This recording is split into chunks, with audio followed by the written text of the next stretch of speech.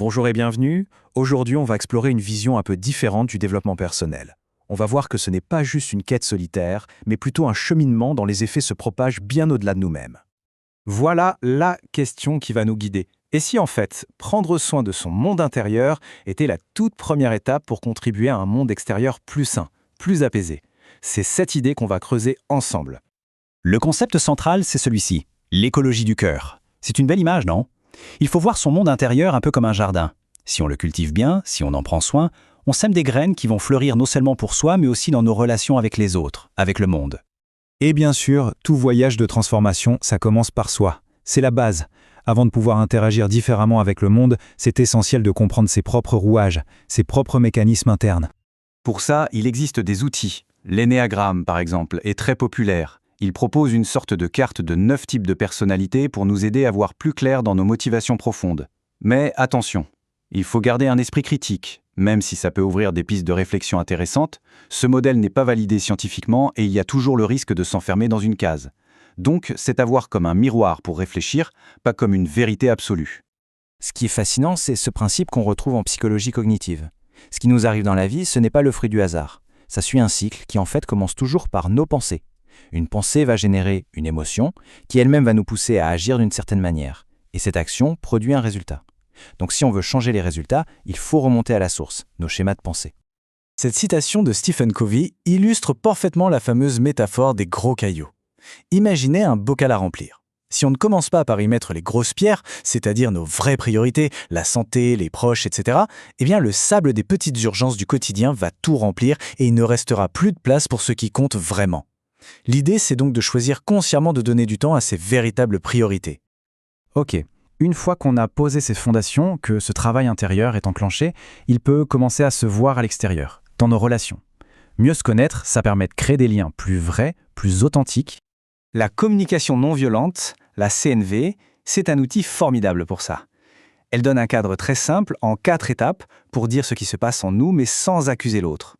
Le but, ce n'est pas de gagner une discussion, mais de réussir à se connecter à un niveau plus profond, celui des besoins humains, pour trouver une solution qui marche pour tout le monde. Et ça change radicalement la vision qu'on peut avoir du conflit. Au lieu de le voir comme une bataille à gagner, le conflit devient une opportunité. C'est un simple signal qui nous dit qu'un besoin, chez soi ou chez l'autre, n'est pas nourri. C'est presque une invitation à aller voir plus loin, pour renforcer la relation au lieu de la fragiliser. Dans une relation de couple, ça peut mener à cette idée assez surprenante, 1 + 1 = 3. Qu'est-ce que ça veut dire? Eh bien, ça veut dire qu'il y a 2 individus entiers et que la relation elle-même est une 3e entité qu'on crée ensemble. Ce n'est pas une fusion où l'on se perd, c'est une alliance où chacun soutient la croissance de l'autre et la croissance du couple. Maintenant, élargissons encore un peu le champ de vision. Au-delà de soi et du couple, il y a des sagesses plus larges, qui nous offrent des principes de vie presque universels. Les accords Toltec, par exemple, sont devenus très connus. C'est une sorte de code de conduite pour la liberté personnelle. Ce sont des principes qui ont l'air simples, mais qui sont en réalité très profonds. Prenez ne pas en faire une affaire personnelle. Ça nous libère d'un poids énorme, celui du jugement des autres. Ou ne pas faire de suppositions. Ça éviterait tellement de malentendus. Un autre concept très répandu, c'est la loi de l'attraction. L'idée que notre état d'esprit attire des circonstances qui lui ressemblent. Mais là aussi, il faut se méfier des simplifications. Ce n'est pas de la pensée magique, ça ne suffit pas d'y penser très fort. Ça demande des actions concrètes, un travail sur nos croyances profondes et surtout une grande prudence pour ne pas tomber dans le piège de la culpabilisation des victimes.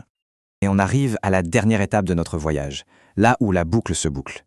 Comment est-ce que tout ce cheminement intérieur peut avoir un impact collectif, un impact concret sur la société? C'est un peu le point culminant de notre exploration. On connaît tous cette phrase « Sois le changement que tu veux voir dans le monde ». Elle résume tout. Elle nous dit que la transformation de la société, elle ne commence pas au sommet, dans les grandes institutions, mais bien à l'intérieur de chaque personne.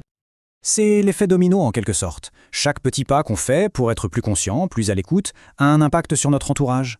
Une personne qui guérit ses propres blessures, elle arrête de les projeter sur les autres. Chaque action consciente, c'est une petite graine plantée. On ne change pas le monde entier tout seul, bien sûr, mais on change son monde, et ça peut en inspirer d'autres. Tout ça nous amène à une idée que je trouve vraiment belle. La responsabilité joyeuse.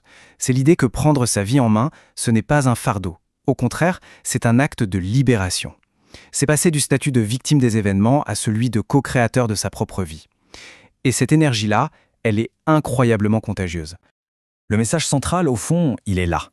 Le voyage intérieur, ce n'est pas un acte égoïste, loin de là. C'est une véritable contribution. En cultivant son propre jardin, on ne fait pas que récolter ses propres fruits, on participe à la bonne santé de tout l'écosystème. Alors, pour finir, une dernière pensée. Chaque jour, à travers nos pensées, nos paroles, nos actions, on sème des graines. La question, ce n'est donc pas de savoir si l'on sème, mais plutôt quelles sont les graines que l'on choisit de cultiver aujourd'hui.